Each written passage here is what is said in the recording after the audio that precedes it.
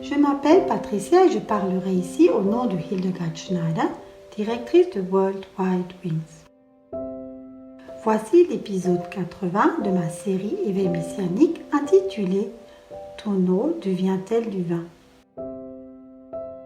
Le 3e jour, il y eut des noces à Cana en Galilée et la mère de Yeshua était là. Or, Yeshua et ses disciples étaient aussi invités aux noces. Comme le vin manquait, la mère de Yeshua lui dit « Ils n'ont pas de vin. » Yeshua lui dit « Qu'est-ce que j'ai à faire avec toi, femme?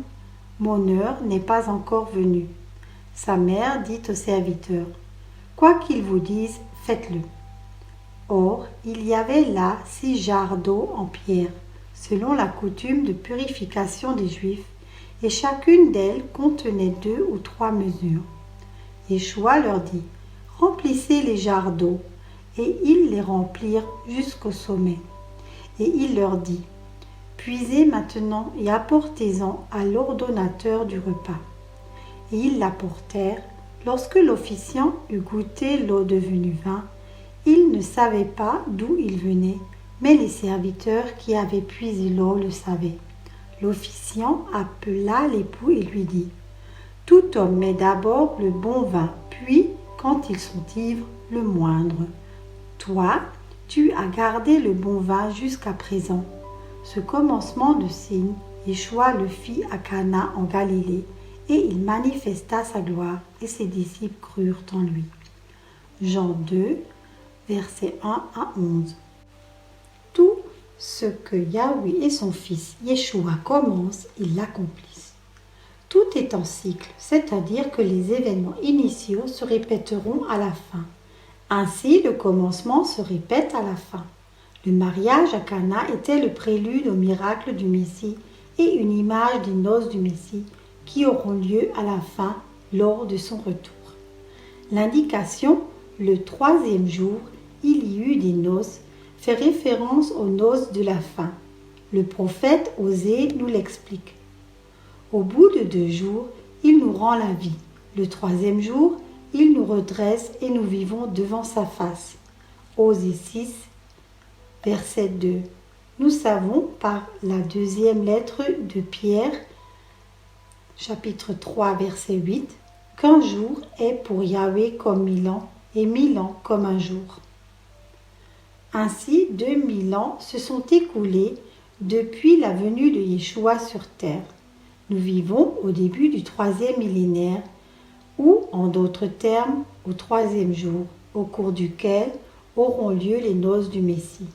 La réponse de Yeshua à sa mère, selon laquelle son heure n'était pas encore venue, était une réponse prophétique.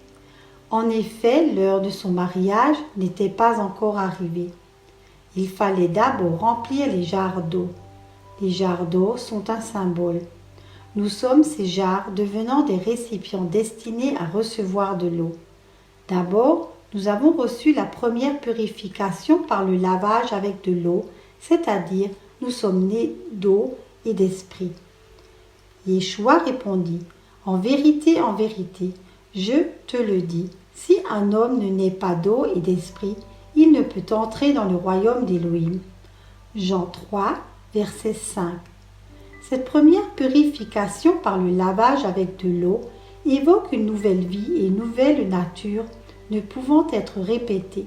Nous sommes tout à fait purs.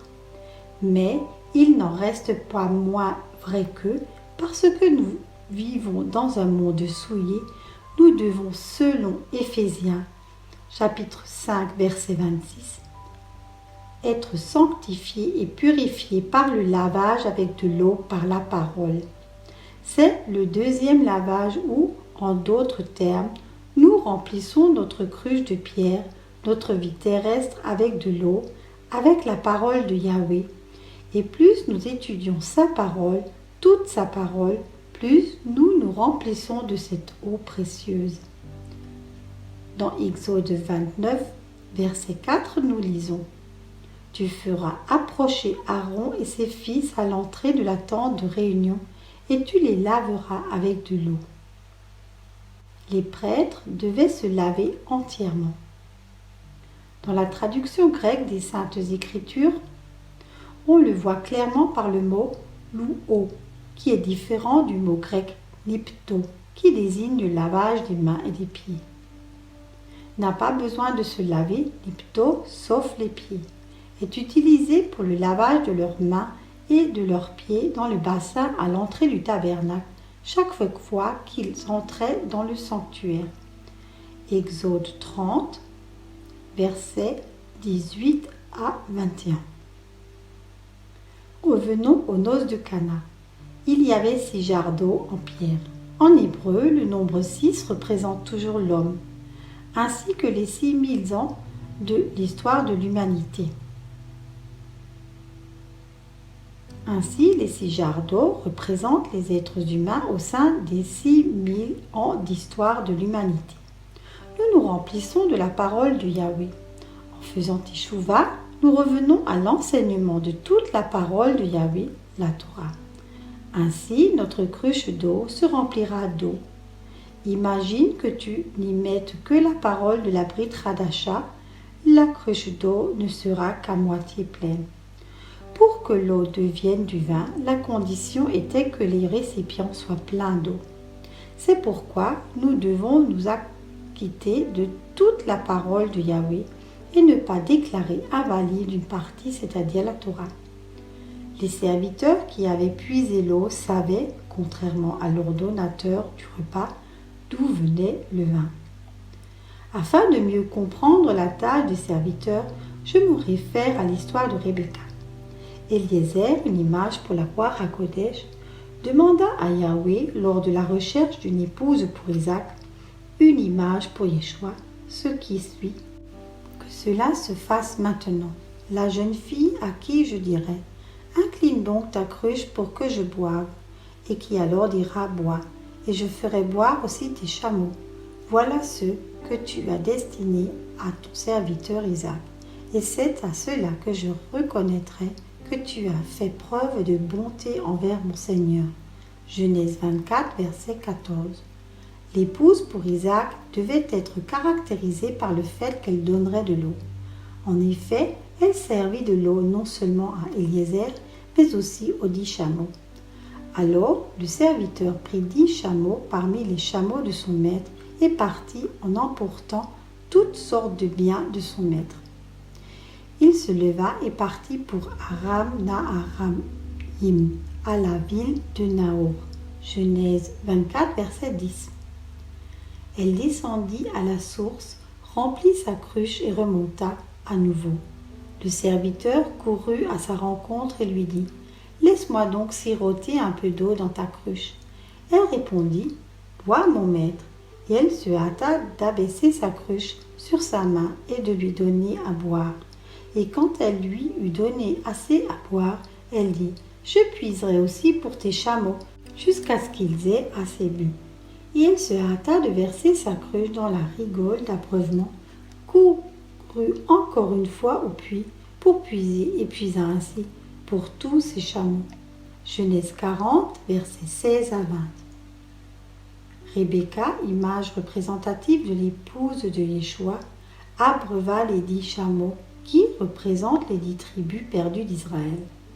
À la fin des temps, de nombreux croyants des 10 tribus perdues d'Israël se réveilleront et se souviendront de leur identité perdue et retourneront à leurs racines.